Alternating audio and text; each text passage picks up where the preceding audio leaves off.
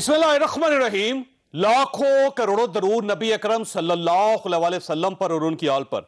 आजाद Kashmir election commission ने अमूर कश्मीर के वफाकी वजीर अली अमीन गंडापुर के खिलाफ इलेक्शन कोड ऑफ कंडक्ट की खिलाफ वर्जी, वोटर्स को रिश्वत देने और तरक्याती बजट के झूठे वादों पर पुलिस को FIR दर्ज करने का हुक्म दे दिया, जबकि इनके खिलाफ तादीबी कार्रवाई और इन्हें नाहल करार देने के लिए इलेक्शन कमीशन ऑफ पाकिस्तान को मरासला भी भिजवा दिया गया।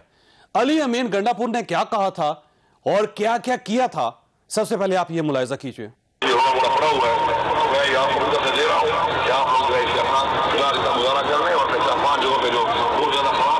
इंशाअल्लाह हमारी हुकूमत जब बनेगी तो हम आपको 500 अरब का इंशाअल्लाह पैकेज देंगे। मैंने कहा था गिलगित में एक वोट की लीड दो तो 1 करोड़ रुपया दूंगा। वहाँ पे हम जीते 32 वोटों से। बताया कितना पैसा दिया मैंने? सिर्फ 3.5 अरब रुपए के पानी की स्कीम दी है गिलगित शहर को। 1.5 अरब की 2 पुलें दी है।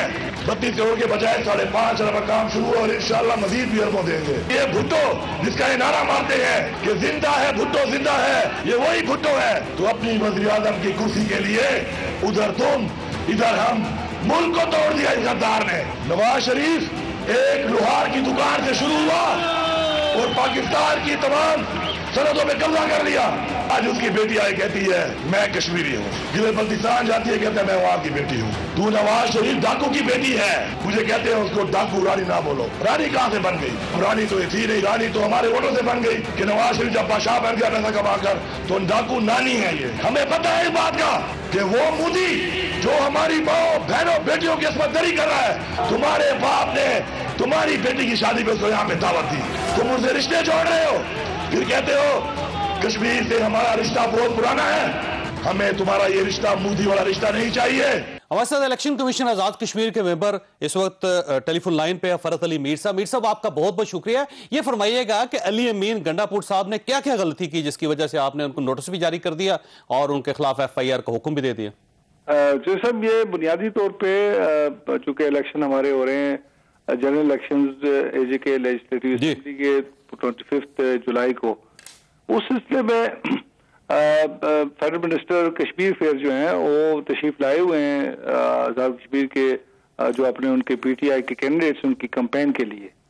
हमारे यहाँ ज़ाब्ता अखलाक जारी है जिसके तहत जो कैंपेन तो बिल्कुल वो आ सकते हैं, लेकिन एक तो ये है कि वो कोई ऐसी डेवलपमेंट स्कीम को अनाउंस नहीं कर सकते और किसी की उसकी कोई ऐसी बात जो है हम इसको वोटर्स के लिए कि जो जिसके अंदर कोई फाइनेंशियल उनको उसकी अनाउंसमेंट हो, इस तरह की बात नहीं कर सकते। अच्छा, ये फरमाइए सर, ये जो रकम दी उन्होंने, आपने मुलजम को बुलवाया जैसे रकम वसूल की और उसका बयान लिया आपने?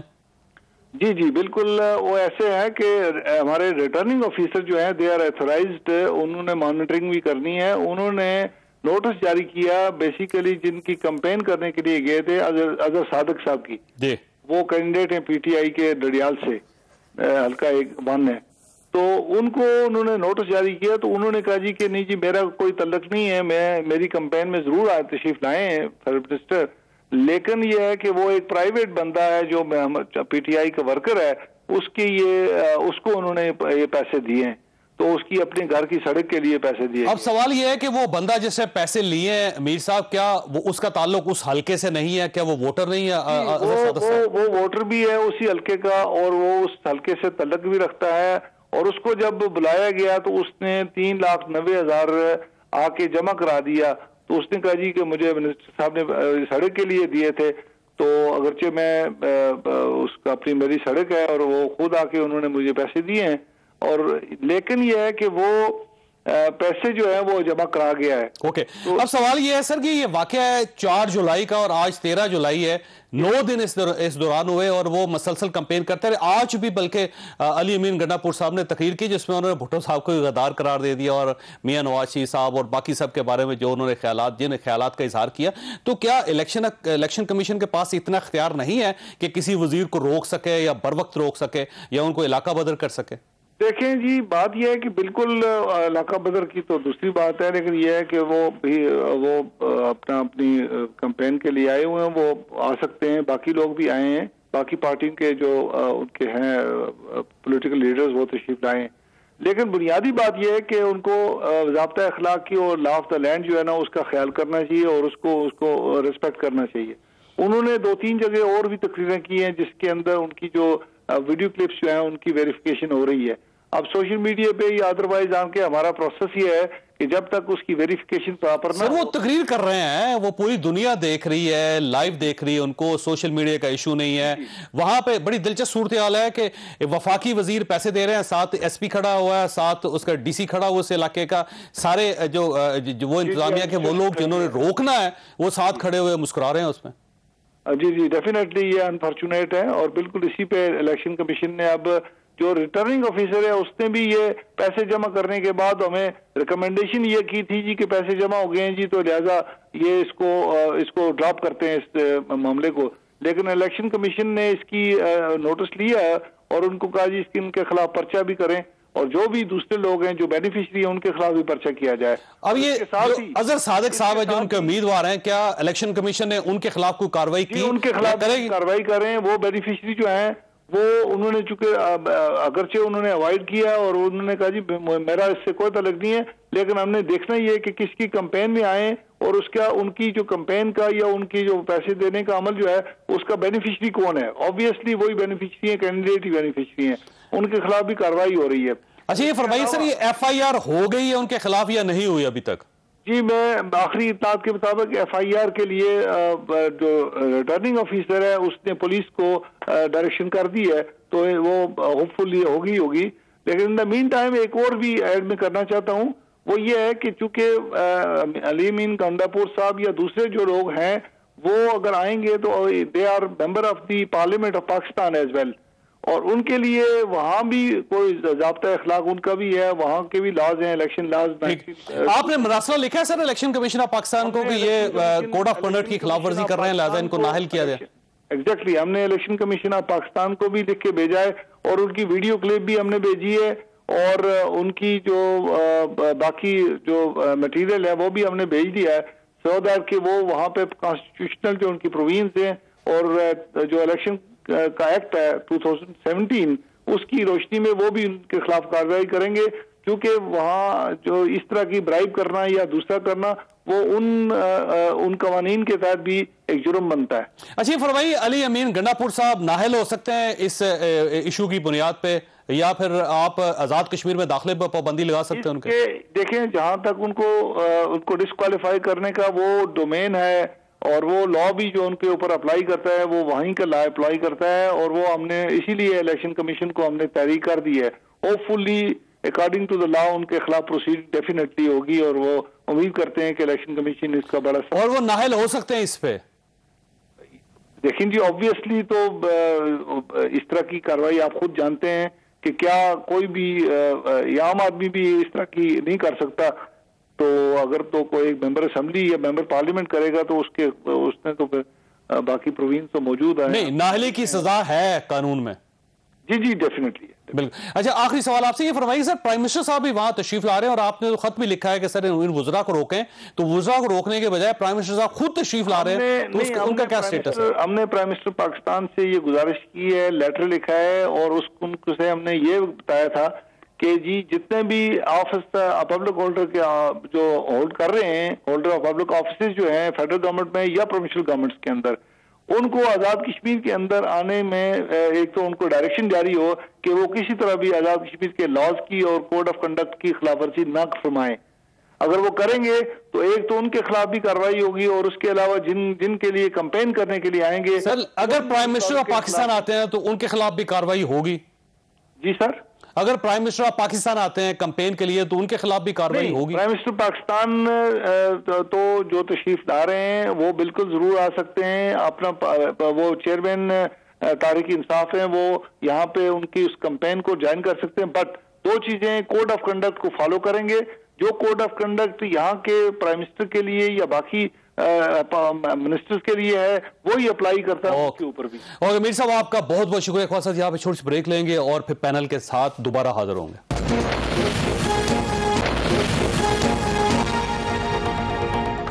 प्रोग्राम में दोबारा खुशामदीद। हमारे साथ तशरीफ रखते हैं मलक अहमद डोगर साहब, वज़ीर-ए-आज़म के मामले खुसूसी हैं, पाकिस्तान तहरीक इंसाफ के साथ इनका ताल्लुक है और हमारे बहुत ही यहाँ पे तशरीफ रखते हैं सीनियर सहाफ़ी हैं, एंकर पर्सन है, आप इनकी गुफ्तगू सुनते रहते हैं और एक इंतहाई समझदार सहाफ़ी हैं, मैं इनका दिल से एहतराम करता हूँ। शाला रज़ा साहब हमारे साथ तशरीफ रखती हैं, सिंध की सूबाई वज़ीर हैं, पाकिस्तान पीपल्स पार्टी के साथ इनका ताल्लुक है और जो कश्मीर में कंपेन हो रही है पाकिस्तान पीपल्स पार्टी की तरफ से, उस कंपेन की कमेटी के में भी शामिल है ये।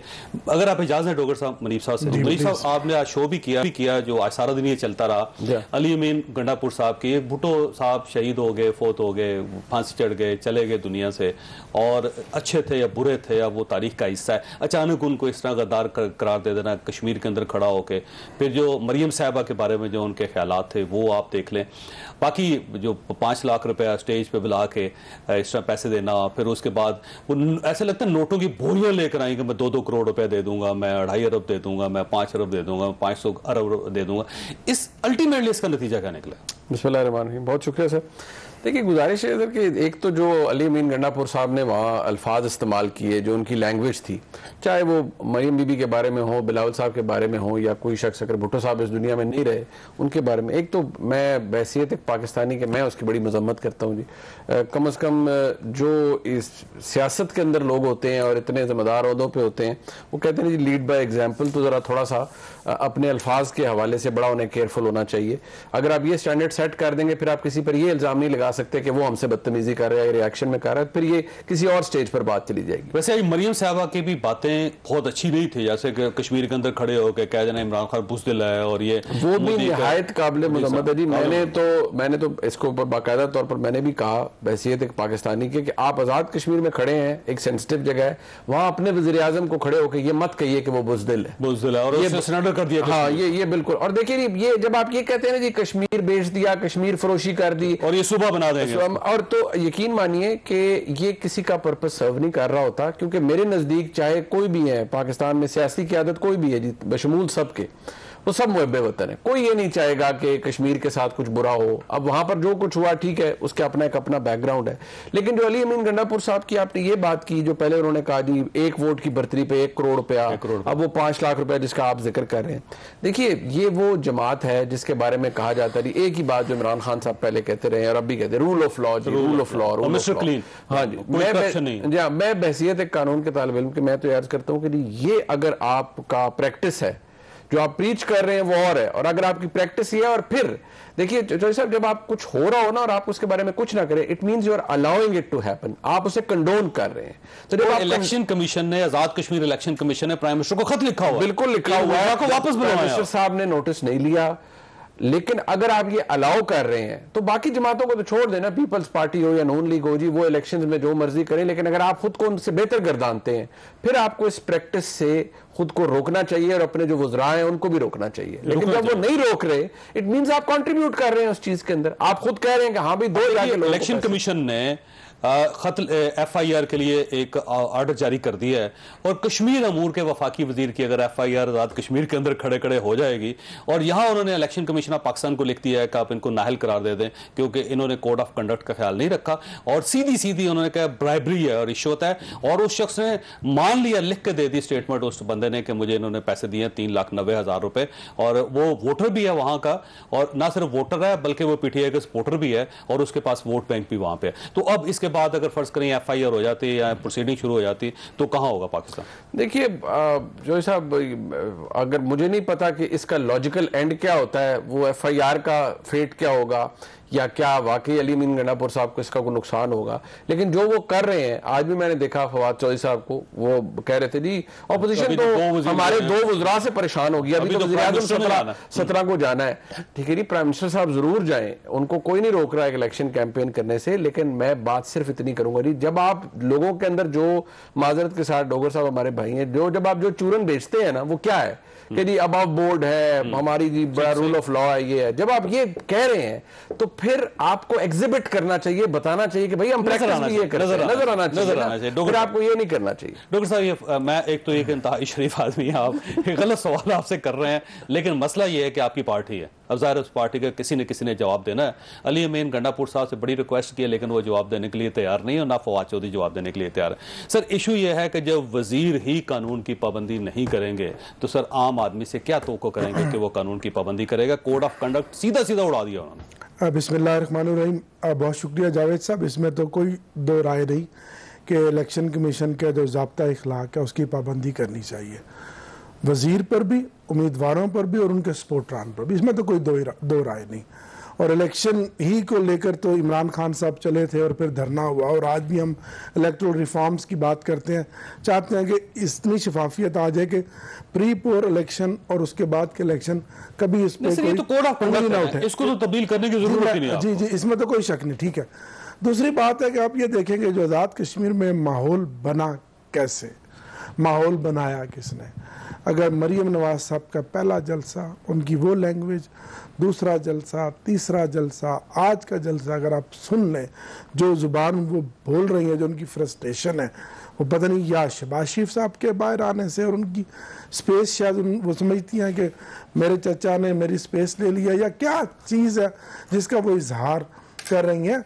आप वोटर से बात करते हैं, अपना मंशूर बताते हैं, अपना मुस्तकबिल का प्रोग्राम बताते हैं, अपनी अचीवमेंट बताते हैं। कश्मीर पे हम सब का एक स्टैंड है, हिस्टोरिकल स्टैंड है, और इसमें कोई शक नहीं। कश्मीर पर जितनी आवाज़ इमरान खान ने उठाई है, अगर आप देख लें जो मोदी, जितनी अली अमीन गंडापुर साहब ने उठाई है ना आवाज़, मोदी के साथ जो उनके ताल्लुकात, मियां बरादरान के जो कारोबारी ताल्लुकात, जो उनका आना जाना, इसमें तो इससे आप मेरी बात मानेंगे कि इससे पहले 5 साल में कश्मीर का मामला खटाई में चला गया था। बिलावल भुट्टो साहब की तकरीरें थी, पूरा मीडिया कंडेम कर रहा था उनको। मरियम साहबा की तकरीरें थी, पूरा मीडिया कंडेम कर रहा था।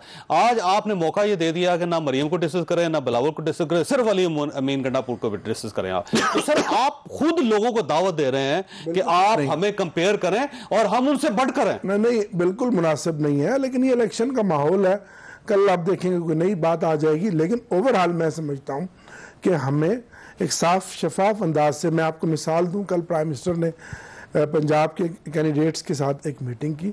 उन्होंने स्टार्ट ही इस बात पर किया कि मैं चाहता हूं कि कानून के मुताबिक साफ सुथरे अंदाज में इलेक्शन लड़ा जाए वापस। और कोई सर ये पैसे देने का वाकया 4 जुलाई को हुआ है, स्टेज पे बुला के एक वोटर को उन्होंने पैसे पकड़ाए, नोट इस तरह करके।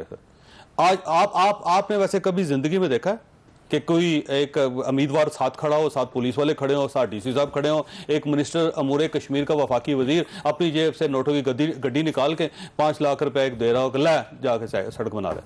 बताएंगे। देखिए, डेवलपमेंट तो इलेक्शन कैंपेन में होती रहती है, और होती रही है। सर गवर्नमेंट देने होते हैं, गवर्नमेंट के फंड्स होते हैं। अब मुझे उस वाकया का, मैंने वो वाकया खुद आंखों से देखा नहीं है, तो आप पूरी दुनिया ने देखा है वो, मैं नहीं देख सका। अगर आप कहेंगे तो मैं दोबारा दिखा दूंगा। नहीं, मैंने नहीं देखा। नहीं, क्या दिखाना है? आप आज की बात करें, जो गुफ्तगू हो रही है उसी बात से इलेक्शन कमीशन तो कानून के मुताबिक है, वो होना चाहिए, इसमें तो कोई दूसरी राय नहीं।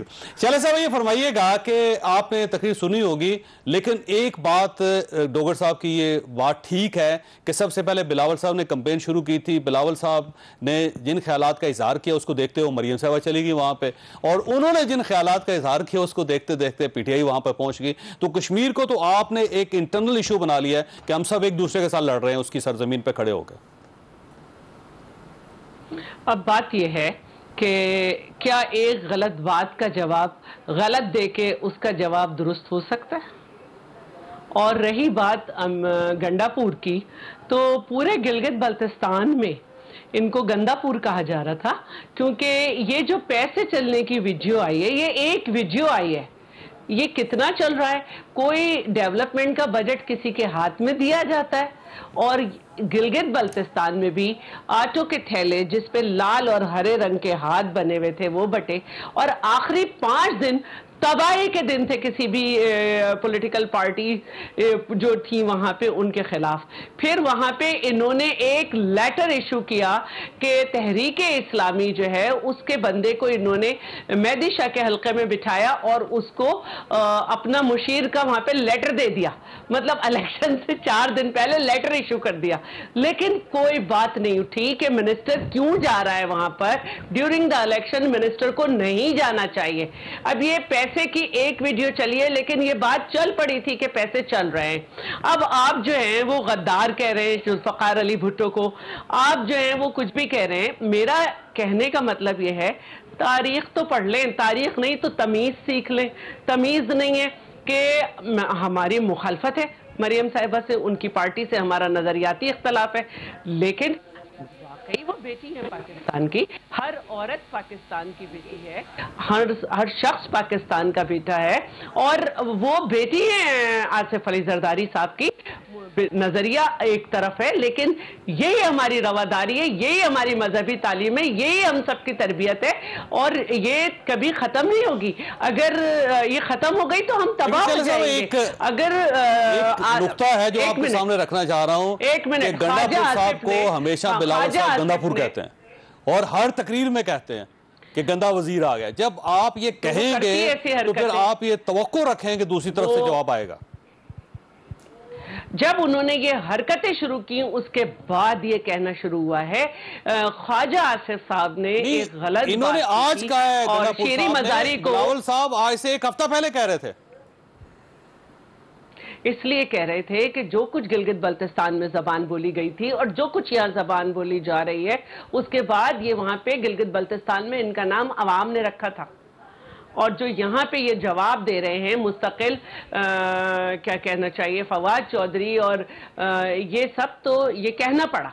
और किसी के नाना और वालिद तक जाना जो है ना, ये हमें भी आता है, लेकिन जाना नहीं चाहिए, हमारी तरबियत ये है। और मैं ये कहना चाहती हूँ इनको कि आपका कायद, अब मैं आपका कायद करके कह रही हूँ, आपके कायद को क्या पता कि बायलैटरल डायलॉग का क्या मतलब था। आपका कायद तो ट्रम्प से सॉलिसी करा रहा था, क्योंकि मुशर्रफ से 100 सीटों की जंग छिड़ी हुई थी, लेकिन 100 सीटें मांगने वाले मुशर्रफ की तरबियत में पला था कि उधर का कश्मीर उधर और इधर का कश्मीर इधर, जो वो ना कर सका ये करना चाहता था। मैं ये कहूँ, मेरे पास भी कहने को बहुत सारी बातें हैं, और मैं ये कहना चाहती हूँ कि अगर ख्वाजा आसिफ ने ट्रैक्टर ट्रॉली कहा था तो हम सब ने उनको कंडेम किया था।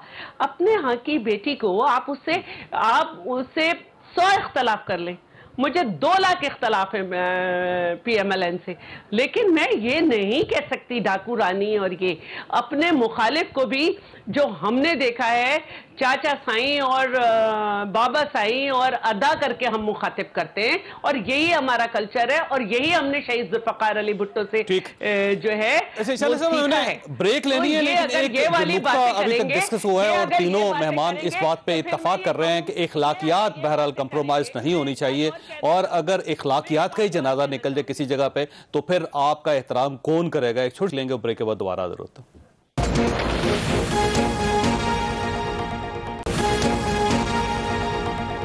प्रोग्राम में दोबारा खुश आमदीद। मनीष साहब, 2 चीजें, एक तो यह है कि जब इस किस्म की पोलराइजेशन हो, इस किस्म की लड़ाई हो, तो अब जो इलेक्शन होंगे उनके नताइज को कौन मानेगा? ये तो पहले ही आपने बुनियाद रख दी, इसका मतलब इलेक्शन के बाद भी लड़ाई होती रहेगी। तीसरा, जो कश्मीर की सरजमीन पर खड़े होकर तीनों बड़ी पार्टीज जो एक दूसरे के ऊपर हमले कर रहे हैं और तीनों ये कह रहे हैं कि ये इन्होंने कश्मीर बेच दिया और उन्होंने तबाह कर दिया और वो गद्दार है, ये गद्दार है, तो इससे कश्मीर काज को क्या नुकसान होगा, क्या फायदा होगा? देखिए चौधरी साहब, इस तरह की पोलराइज सोसाइटी या इस तरह की पोलराइज पॉलिटिक्स के अंदर फायदा तो कुछ भी नहीं होता। आप जो मर्जी कर लें, तमाम जमातें मौजूद हैं इस वक्त आज़ाद जम्मू कश्मीर के इलेक्शन में, तो फायदा तो कोई नहीं। आमतौर पे जो ट्रेंड ये है, वफाक में जो हुकूमत होती है GB में या आज़ाद कश्मीर के अंदर, वही हुकूमतें बनती हैं। PTI हुकूमत बना ले, ठीक है, बन जाएगी अगर ये इनको लगता है कि ये हुकूमत बना सकेंगे।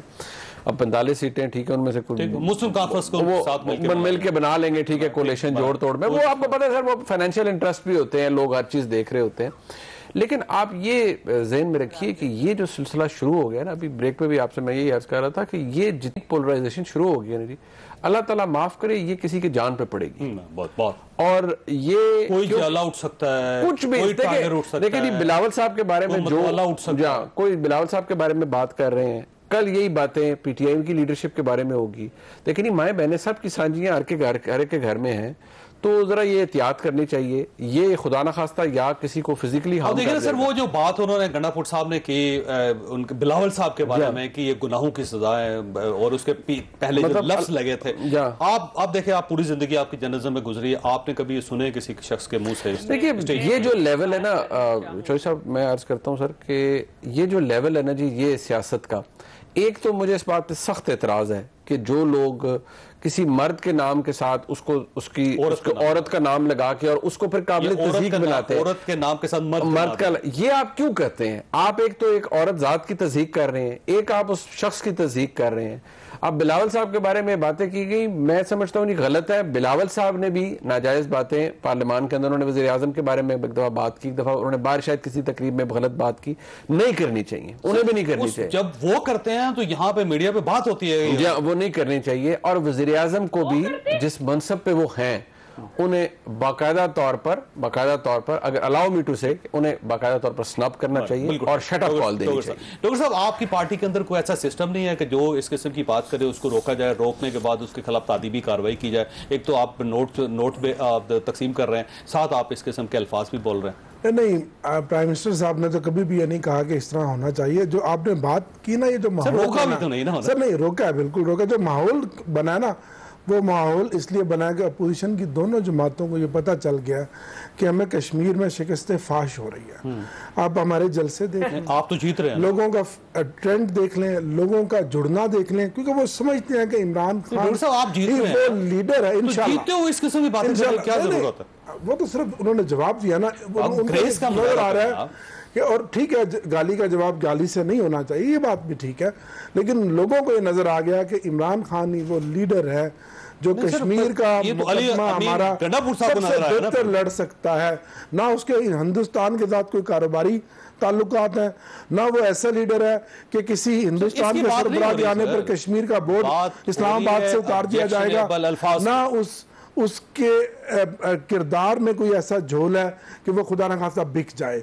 अभी आपने जो नेशनल असेंबली में लास्ट इमरान खान साहब की स्पीच की है, उसमें उन्होंने तमाम नेशनल और इंटरनेशनल तमाम पहलुओं पर बड़ा खुल के इजहार किया, और एक मुस्लिम लीडर के तौर पर इमरान खान आज दुनिया के सामने उभरा है। और कश्मीर का मुकदमा भी इमरान खान इस तरफ से जो कुछ हो रहा है, इंसाफ इंशाल्लाह कश्मीर के वफाकी वजीर उससे भी जो कश्मीर का झंडा पूरी दुनिया में लहरा रहा है, वो भी देखेंगे ठोकर साहब, उस पर भी ये तो कैंपेन है ना, ये तो आर्जी चीज है ना। बात तो ये करनी चाहिए कि कश्मीर का असल जो मसला है वो मुकदमा कौन लड़ रहा है, और कश्मीरियों के हकूक की बात कौन कर रहा है, और कश्मीरी भाइयों को जो हम सब जाके वहाँ पागल बेवकूफ़बाजी में बनाते हैं, क्या हम कश्मीर के लोगों को पाकिस्तान के साथ और उनका म्यार ज़िंदगी बुलंद करने में अपना किरदार अदा करेंगे, और क्या कश्मीर के भाइयों ये फरमाइए बाकी जो उनके मजबूरी मसाइल हैं वो हल करेंगे?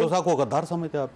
नहीं, मैं तो किसी को भी ये नहीं बात कर रहा। मैं आपके वफाकी वजीर ने कहा है, मैं सर मुझे नहीं पता उन्होंने किस कॉन्टेस्ट में कहा है, जो चला गया आप बात करें, आप हाजिर बात करें, जात की बात करें। एक बार चला चुके हैं, बार बार चलाना जो है। अब जैसा मरियम साहिबा के बारे में जो उन्होंने नानी नानी और इस टाइप की जो बातें की सर, उनके दादा के बारे में जो उन्होंने कुछ कह दिया, बात ये है कि बिलावल साहब, कोई शख्स अगर खुदा न खास्ता कल अली अमीन साहब मैं बिलावल साहब की बहुत इज्जत करता हूँ, ठीक है, वो लीडर है। बेनज़ीर भुट्टो शहीद बड़ी माँ के बेटे हैं, लेकिन उस दिन मुझे बहुत बुरा लगा बीइंग अ पॉलिटिकल वर्कर, जो नेशनल असेंबली में शाह महमूद साहब के साथ जिस तरह वो उलझे। एक पार्टी का चेयरमैन हो और जो पार्टी उसको मुस्तकबिल का वज़ीर आज़म देख रही है, और जो तीसरी बड़ी लार्जेस्ट पार्टी के साथ बैठा हो, वो गुफ्तगू बिलावल की जेब नहीं देती। मुझे उस दिन बहुत बुरा लगा। इस तरह नहीं होना चाहिए। ओवरऑल तो इस सारे माहौल को खराब करने में हम सब का हाथ है ना, और अपोजिशन का ज्यादा हाथ है। ये टेम्परेचर लो करना आपकी जिम्मेदारी, आप बड़ी पार्टी हैं, पुराने लोग हैं आप, जब आप इंसाइट करेंगे तो फिर इस तरफ से भी जवाब आने शुरू हो जाएंगे। तो मेरा ख्याल है सबसे पहले आपको पुरानी बातों पर मदद करके अपना टेम्परेचर जरा लो करना चाहिए। जी, हमारा टेम्परेचर हमेशा लो है, और जिस दिन कादिर पटेल ने मुराद सईद को जाके बताया था कि हम भी ऐसी स्पीच कर सकते हैं, उस दिन भी चेयरमैन ने मना करवाया था आगा रफीउल्लाह से कि ये बातें मत करो। लेकिन चाहे शेख रशीद हो और खुद वजीर आजम ने 2-4 दफा साहिबा कह के ऐसा कहा जैसे उनको उर्दू नहीं आती, तो हमें भी ये बहुत सी बातें करनी आती हैं। हम भी मुराद सईद की बहुत सी बातें और वजीर आजम की पूरी दुनिया जान के उस पर बातें करती है। लेकिन क्या मैं ये पूछ सकती हूँ, बिल्कुल आराम से मैं पूछ रही हूँ कि 77 में में शहीद जुल्फकार अली भुट्टो ने जब कहा था कि आज हम भी एटॉमिक पावर हो गए, और ये जो बायलैटरल हम बात करते हैं इसीलिए करते हैं कि balance of power between the two countries जो है ये हमने पैदा किया, कि अगर वो एटॉमिक पावर थे तो हम भी हुए। तो आप जब किसी तीसरे को करेंगे, कुछ तारीख का नहीं पता, सिर्फ बोलना है फलाना गद्दार फलाना ये, भाई आप क्यों इलेक्शन से पहले मोदी के पास गए और जाके उसको बल्ला देकर आए? फिर आपने उनका मंशूर पढ़े बगैर कहा कि वो जीत जाए तो हम कश्मीर ले लेंगे। ये आप एक करारदाद जो है सलामती काउंसिल में पास करा नहीं सके, कश्मीर के सफीर बने हुए, चले बनते रहे। मेरे बस ये कहना है कि हम सब गलत है ना, आप लोग बहुत अच्छे हैं, अगर अच्छे हैं तो चलिए भुट्टो साहब को भी बुरा कह दें, सबको कर दें, खुदा के लिए अगर आपके यहाँ औरतों की इज्जत नहीं है, बेटी बेटी को नहीं समझते, तो दूसरों की बेटियों तक अगर आपने इस तरह से गए कि डाकू और ये, तो फिर बहुत बुरा हम हशर करेंगे, इतना बुरा हशर हम आपका करेंगे। वहां पे एक जूता आया उड़ता हुआ, बाद में नीचे उतरो तो और पता चलेगा। तो मेरा कहने का मतलब ये है कि आपने लोगों को मजबूर किया, हमारी नून लीग से जो है आज भी जब पीडीएम। अच्छा चले साहब, मैंने ब्रेक लेनी है, सवाल आपके पास ही छोड़ के जा रहा हूं कि इस सूरत हाल को ठीक करने का तरीका क्या है? आपके जहन में कोई ऐसा मैकेनिज्म आता है कि जिसको अडॉप्ट करके सारी पार्टीज अपने टेम्परेचर को लो करके कम से कम एक इंसानी लेवल पे गुफ्तगू करना शुरू करें और ये माहौल खराब ना हो? माहौल को ठीक करने के आपके पास प्रपोजल क्या है? छोटी सी ब्रेक के बाद दोबारा हाजिर होता प्रोग्राम में दोबारा खुशामदीद। शैला साहबा, क्या हल है इसका? बड़ा सिंपल सवाल आपसे। मैं जरा दो बातें कर लूं, इसके बाद हल भी बताऊंगी।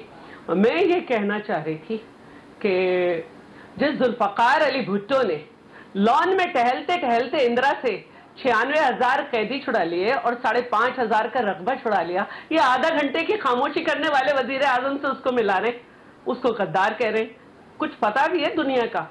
और दूसरी बात, गैलप का सर्वे आज उठा लें और बताएं कश्मीर में कि गैलप क्या कह रहा है कि 53% से ज्यादा लोग जो हैं वो इंतहाई गुर्बत का शिकार और बेरोजगारी का है। ये कश्मीर के इलेक्शन में बताएं जो जीत रहे हैं डोगर साहब, आप वहां बिरादरी इज़म, और आप तो गिलगित बल्तिस्तान में सिंपल मेजॉरिटी नहीं ले सके। आजाद जो कि इसलिए जीतते हैं कि वो अपनी कीमत लगा सके, बकौल फरमाने वजीर आजम, उनके साथ आपने हुकूमत बनाई। इसी तरह आप वहां भी कर लेंगे, कोई मसला नहीं है।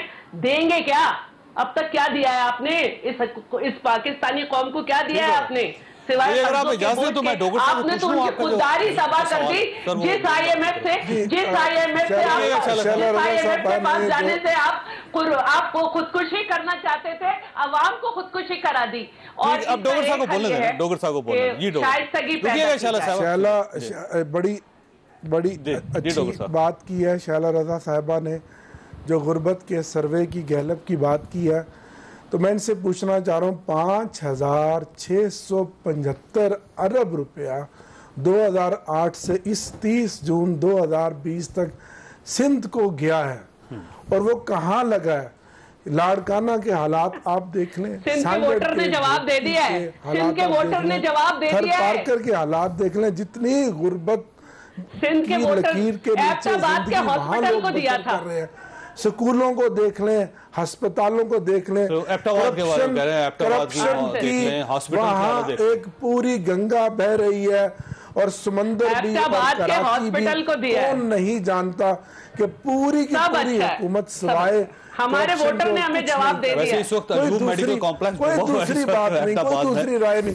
तो गुर्बत पहले वहां देखे ना, लाहौर का भी हाल बुरा है, बारिश से एक सैलाब आ गया, लाहौर भी डूबा हुआ है, एक नई चीज आ गई, लेकिन मैं गुर्बत की हर साल आता है, ये तो कुदरती आफात है ना।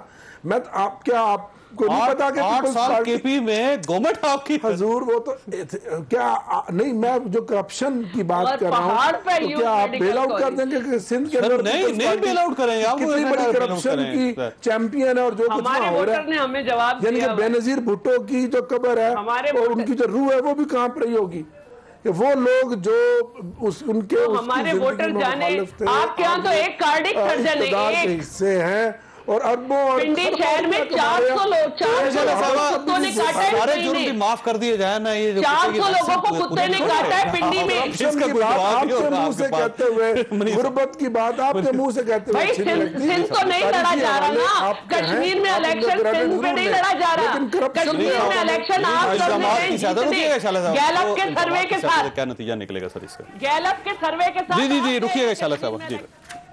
मेरे से बात की हमने नहीं मुनीब साहब हल क्या? हल कोई नहीं निकलेगा जी। मैंने जो पहले अर्ज किया था, मैं मुख्तसर कह देता हूँ, ये किसी को पड़ जाएगी। पड़ जाएगी क्या मतलब? ये मतलब किसी के साथ खुदा ना खास्ता जितना पोलराइजेशन हो रही है ना, हादसा हो जाएगा। और ये खुदा ना खास्ता को हादसा होगा और ये होगा इंसाइटमेंट। कोई ना कोई हमला कर सकता है। देखिए ये आप जो इस तरह खुलम खुला चल रहा है ना जी, ये किसी न किसी को इसका खमियाजा भुगतना पड़ेगा और शायद किसी मासूम को बेचारे को भुगतना पड़ जाए। और ये तदारक क्या हो सकता है इसका, कोई है?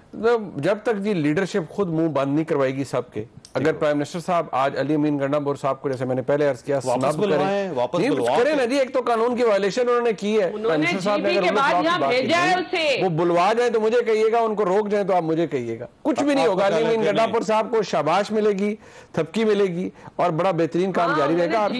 जबरदस्त काम कर रहे हैं वो हमारे दो राज से सबको आगे लगा लिया। अब तो प्राइम मिनिस्टर ने भी जाना है। ये डोगर साहब ऐसे रोका नहीं जा सकता। तमाम पार्टियों के कायदीन आए, वो इलेक्शन कैंपेन करें, ज़ाब्ता इखलाक सबके ऊपर लागू है। और आप ये देखेंगे गुफ्तगू स्टार्ट कहाँ से हुई है। सिर्फ आप अली अमीन के सर पे साइड में रखें। आप ये मरियम की, और वो ये कह रहे हैं कि एक वोटर को 2-2 करोड़ रुपए। रोजा साहब ने कहा हम बिल्कुल माओ और बहनों का एहतराम करते हैं, माओ बहनों वाले, उसको भी छोड़ रहे हैं। बेटियां और बहनों की गुफ्तगू तो 5-5 अरब रुपए का ऐलान है सर, इसका क्या जवाब है? 500 अरब रुपए, उन्होंने कहा 500 अरब रुपए में दे के दूंगा। भाई तरक्याती पैकेज हमेशा ऐलान इलेक्शन कैंपेन में किए जाते हैं, जिनका पैसा रोकते हैं इतना तो दे देंगे। वहाँ तरक्याती पैकेजों का ऐलान किया जाता है, वहाँ जो गुर्बत और बदहाली है उसको करोड़ों अरबों रुपए के तरक्की। वक्त हो गया ख्वाजा साहब ने, गुनी फैसला आपने खुद करना है। लेकिन आज एक और चैंपियन नवीद आलम साहब, आज वो इंतकाल कर गए। जिस कसम पुरसी में उनका इंतकाल हुआ वो मैं समझता हूँ इंतहाई अफसोसनाक है कि बाद में उनके लिए एम्बुलेंस भी दस्तयाब नहीं थी। और प्राइम मिनिस्टर साहब खुद एक प्लेयर हैं, एक champion player, champion prime minister के होते हुए अगर स्पोर्ट्समैन के ये हालात हैं तो डेफिनेटली गवर्नमेंट को सोचना पड़ेगा। अल्लाह ताला आप और आपके अहले खाना को हर किसी मुसीबत से महफूज रखे। अल्लाह हाफिज।